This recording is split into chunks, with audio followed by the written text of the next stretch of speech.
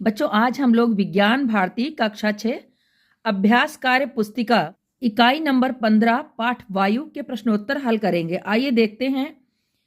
निम्नलिखित प्रश्नों के सही विकल्प छांटिए। तो बोतल का मुंह उल्टा करके जल में डुबोने पर केवल बोतल में जल नहीं भरता क्योंकि बोतल में है। बच्चों, जब हम उल्टा करके बोतल को डुबोते हैं पानी में तो पानी नहीं भरता क्योंकि बोतल खाली नहीं है। उसके अंदर क्या है? केवल नाइट्रोजन, केवल कार्बन डाइऑक्साइड, केवल ऑक्सीजन गैस। बच्चों, उसके अंदर वायु में पाई जाने वाली जितनी गैसें हैं वो सब हैं। तो इसका सही विकल्प वायु होगा। वायु जब तक अंदर रहेगी तब तक पानी बाहर, तब तक उसके अंदर पानी नहीं जाएगा। जब हम बोतल को तिरछा करेंगे तो हवा निकलेगी, जगह खाली होगी और उस स्थान को पानी भर लेगा। तो इस तरह से अब आइए प्रश्न नंबर ख देखते हैं। पवन चक्की के घूमने का कारण, जैसा कि नाम है पवन चक्की। अब पवन चक्की, पवन मतलब बहती हुई हवा को पवन कहते हैं, तो हवा हुई ना। अब देखिए इसमें विकल्प क्या है? सौर ऊर्जा, विद्युत ऊर्जा, तेज हवा, इनमें से कोई नहीं। अच्छा, जब अब विकल्प दिया हुआ है तेज हवा तो यही सही है। हमारे शरीर पर आरोपित वायु दाब का लगभग मान कितना है? बच्चों, हमारे शरीर पर आरोपित वायु दाब लगभग 20 मीट्रिक टन है और ये भार बहुत ज़्यादा होता है। तो कितना है? 20 मीट्रिक टन। वायु में नाइट्रोजन की लगभग प्रतिशतता। बच्चों, वायु में जितनी गैसें हैं उनकी प्रतिशत मात्रा सबकी अलग अलग है। तो हम जानते हैं वायु में जो है वो 78% नाइट्रोजन होती है। ठीक है, वायु में नाइट्रोजन पूछा गया है तो 78% होती है और ये ऑक्सीजन अगर पूछा जाता तो 21% सही है। तो इस तरह से सही विकल्प होगा 78। नेक्स्ट है, ओजोन का क्षरण वायुमंडल में उपस्थित किस गैस के कारण होता है? ओजोन किस कारण नष्ट होती है? ये एयर कंडीशनर से निकलने वाला जो CFC है उसके कारण होता है। तो इसको CFC की फुल फॉर्म है क्लोरोफ्लोरोकार्बन। तो यहाँ पर सही विकल्प होगा क्लोरोफ्लोरोकार्बन। नेक्स्ट है, रिक्त स्थानों की पूर्ति कीजिए। हमारे चारों ओर रंगहीन, गंधहीन एवं स्वादहीन क्या है? वायु होती है। बच्चों, यहाँ पर चारों ओर लिखा हुआ है तो इसका मतलब वायु है। वैसे तो पानी भी रंगहीन, गंधहीन होता है। अब आ जाइए, वायु में विभिन्न गैसें होती हैं, जलवाष्प होती है और धूल के कण विद्यमान होते हैं। बच्चों, धूल के कण अगर आपको देखना है तो फिर आप टार्च लगाइएगा। जब टार्च लगाएंगे तो देखेंगे उसमें नन्हे नन्हे कण दिखाई देंगे, तो धूल के कण होते हैं। वायु में उपस्थित ऑक्सीजन श्वसन तथा दहन में प्रयुक्त होती है। जो सांस लेने में ऑक्सीजन की आवश्यकता होती है और जो शरीर के अंदर जाता है ऑक्सीजन, उससे भोजन का दहन होता है और बाहर भी जितने पदार्थ हैं उनको जलाने के काम ऑक्सीजन आती है। यानी ऑक्सीजन के बिना वो वस्तुएं जलेंगी नहीं। तो ऑक्सीजन श्वसन और दहन दोनों में प्रयुक्त होती है। हल्के बीज के प्रकीर्ण में वायु सहायक है। प्रकीर्ण मतलब एक जगह से दूसरी जगह, तो बीज उड़ करके जाते हैं, इसको हम विज्ञान में प्रकीर्ण कहते हैं। सूर्य से निकलने वाली पराबैंगनी किरणों से रक्षा करने में ओजोन सहायता करती है। और बच्चों, ओजोन जो है वो पृथ्वी तल से 25 किलोमीटर की ऊंचाई पर गैस पाई जाती है वायुमंडल के अंदर। एक खाली ड्रॉपर को जल में डुबोकर दबाने पर केवल नाइट्रोजन गैस के बुलबुले निकलते हैं। गलत है, वायु निकलती है, केवल नाइट्रोजन नहीं होती है। हवा भरने से गुब्बारा फूल जाता है और गुब्बारे के अंदर स्थान घेरता है, ये सही बात है। हवा गुब्बारे के अंदर का स्थान घेर लेती है। रात में टार्च के प्रकाश में चमकते हुए जल वाष्प के कण इधर उधर तैरते दिखाई देते हैं। ये बच्चों, जल वाष्प के कण नहीं होते हैं, धूल के कण होते हैं जो इधर उधर दिखाई देते हैं। पानी पर उल्टे रखे जार में मोमबत्ती जलाने पर जार में जल का स्तर तब तक बढ़ता है जब तक कि जल से पूरा जार नहीं भर जाता। बिल्कुल सही।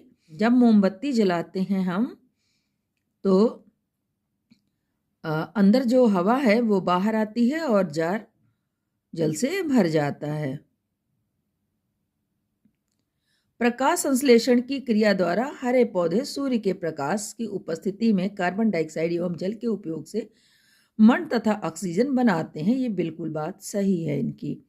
अब आइए का को खा से सुमेलित कीजिए, यानी मिलाना है। तो देखिए मिलाने में स्तंभ का और स्तंभ खा को कैसे मिलाएंगे। नाइट्रोजन, ऑक्सीजन, कार्बन डाइऑक्साइड एवं अन्य गैसें, इसको किससे मिलाना है आपको? है वायु से, यानी फोर्थ वाले को यहाँ मिला दीजिएगा। अब आता है खिड़कियों का फटफट की आवाज करते हुए बंद हो जाना। ये तेज हवा के झोंके से होती हैं बंद। फिर वायुमंडल क्या है? पृथ्वी सतह के ऊपर का वह भाग जहां वायु उपस्थित होती है उसको वायुमंडल कहते हैं। श्वसन एवं दहन, ये ऑक्सीजन आवश्यक होती है। जल के लिए जल क्या है? रंगहीन, गंधहीन एवं स्वादहीन है। तो इस तरह से ध्यान से आप मिला लेंगे। 2 तो हमने मिला दिए हैं, बाकी में नंबरिंग हमने कर दी है। जो नंबर ये वाला है ये इससे जुड़ जाएगा, और ये नंबर इससे जुड़ जाएगा, और ये नंबर इससे जुड़ जाएगा, और सेकंड को तो हमने मिला ही दिया है, सेकंड से इसको मिला दिया है। तो इस तरह से आप इसको जोड़ लीजिएगा। यदि बच्चों हम जोड़ते तो आपको समझ में नहीं आता। निम्नलिखित में जो बेमेल है उसे छांट कर लिखिए। नाइट्रोजन, मोमबत्ती, ऑक्सीजन, कार्बन डाइऑक्साइड। तो यहाँ पर नाइट्रोजन है, ऑक्सीजन है, कार्बन डाइऑक्साइड है, ये हवा में होती है। मोमबत्ती अलग है। पैरासूट, ग्लाइडर, क्लोरोफ्लोरोकार्बन, पाल नौका, ये पैरासूट, ग्लाइडर, ये सब हवा के उपयोग से चलते हैं। लेकिन जो क्लोरोफ्लोरोकार्बन है वो अलग है, क्योंकि वो ओजोन परत को नष्ट करता है। अब आइए जल चक्र, प्रकाश संश्लेषण, पवन चक्की, ओजोन परत। तो यहाँ देखिए जल चक्र, प्रकाश संश्लेषण, पवन चक्की, इन सब के लिए वायु की ज़रूरत होती है। वायु से ये सब काम होते हैं। लेकिन जो ओजोन परत है वो बिल्कुल अलग है। कमरे में पंखे का चलना, वायु में भार होना, वायु स्थान घेरना, वायु द्वारा दाब डालना। तो बच्चों पंखे का चलना ये बिल्कुल अलग है, बाकी ये सब वायु के गुण हैं। रेफ्रिजरेटर, एयर कंडीशनर, स्कूटर, पराबैंगनी किरणें। यहाँ पर स्कूटर सबसे अलग है, क्योंकि रेफ्रिजरेटर, एयर कंडीशनर से जो CFC निकलता है वो ओजोन परत को खराब करता है, और ओजोन परत का संबंध होता है पराबैंगनी किरणों से। लेकिन यहाँ स्कूटर बिल्कुल अलग है। प्रश्नों के उत्तर एक शब्द में लिखिए।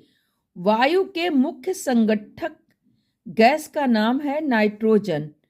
खाली बोतल को तिरछा करके जल में डुबोने पर बुदबुदाहट की आवाज के साथ क्या दिखाई देता है? ये वायु के बुलबुले निकलते हैं, वो दिखाई देते हैं। प्रकाश संश्लेषण में ऑक्सीजन के साथ क्या बनता है? ये ग्लूकोज बनता है, जिसका फार्मूला है C6H12O6। इसको कार्बोहाइड्रेट भी कहते हैं। क्लोरोफ्लोरोकार्बन वायुमंडल में जाकर किस गैस को विघटित करती है? ओजोन को। ओजोन गैस को। मतलब अस्पताल में रोगियों को कृत्रिम श्वसन के लिए कौन सी गैस दी जाती है? ऑक्सीजन। प्रयोग द्वारा बताइए कि वायु में ऑक्सीजन विद्यमान है। देखते हैं प्रयोग। यहाँ पर 2 जार हैं, एक छोटा है और एक बड़ा है। इसमें एक समान मोमबत्ती ली गई है। आप देख रहे होंगे इसमें मोमबत्ती बुझ गई और इसमें जल रही है। आइए देखते हैं प्रयोग का कारण क्या है। तो 2 समान आकार व लंबाई की मोमबत्ती ले तथा 2 जार ले, एक छोटा और दूसरा बड़ा। जलती मोमबत्ती को जार से ढक दे। अवलोकन करें। छोटे जार वाली मोमबत्ती बुझ जाती है और बड़े जार वाली मोमबत्ती देर से बुझती है। अतः वायु में ऑक्सीजन है। दहन में ऑक्सीजन की आवश्यकता होती है। बच्चों इस बड़े जार में ज़्यादा देर तक इस बड़े जार में ज़्यादा वायु होगी, और जब वायु ज़्यादा होगी तो उसमें ऑक्सीजन भी ज़्यादा मात्रा में होगी, जिससे ये मोमबत्ती देर तक जलती रहती है। यहाँ पर जार छोटा था, वायु कम थी, इसलिए इसमें ऑक्सीजन भी बहुत कम थी, तभी ये मोमबत्ती बुझ गई। तो इस तरह से ये प्रयोग क्या दिखाता है? वायु में ऑक्सीजन विद्यमान है।